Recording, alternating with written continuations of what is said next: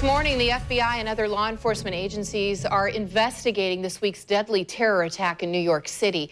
8 people died and several more were hurt when a man drove a truck into bikers on a busy city in Halloween. An Uzbek man was arrested for that crime. He told authorities that he wanted to carry out the attack after watching ISIS videos.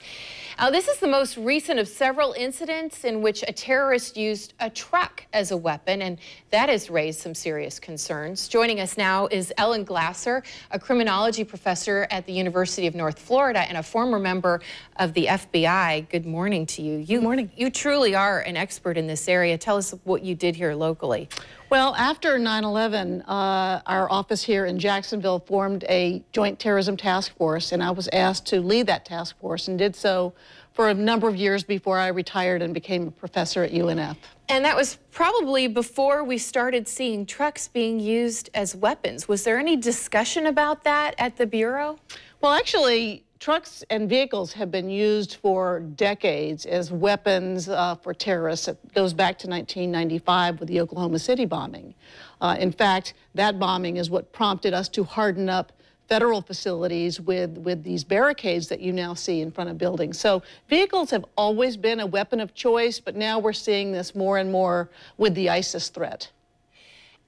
Is there a way to prevent this other than barricades from where large crowds are? What do you do about that? Well, you can't harden up every target. It's just not realistic. And that's why we're seeing with these lone wolf actors that are acting on behalf of ISIS, targeting these areas where a lot of people congregate, like marathons, like this bike path, and you can't harden them up entirely. You just can't.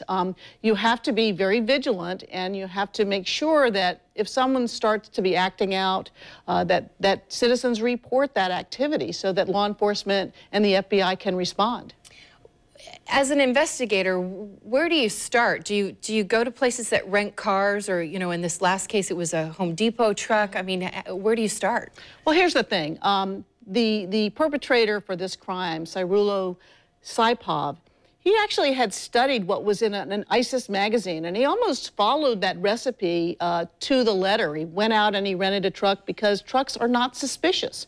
You can't be proactive and look at every truck. So investigators will follow this up after the fact.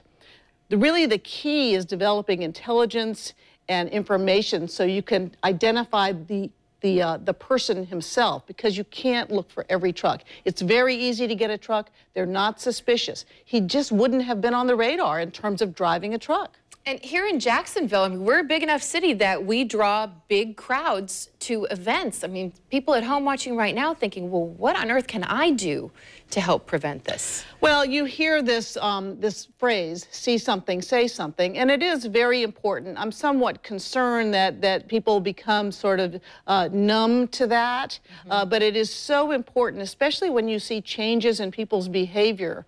There are indications when a person's being radicalized. For this person, he just wasn't able to get his life together, couldn't get a job. There were indications, and I think we'll learn in the days and weeks to come that there were probably things that should have hit the radar of the feds in a much more serious way. I mean, he was on the radar, but not for really major things. Well, it's certainly a different world we're living in now. It is. Well, it's really important to know that the threat is small in terms of the great scheme of things. Ellen Glasser, thanks so much for being with us.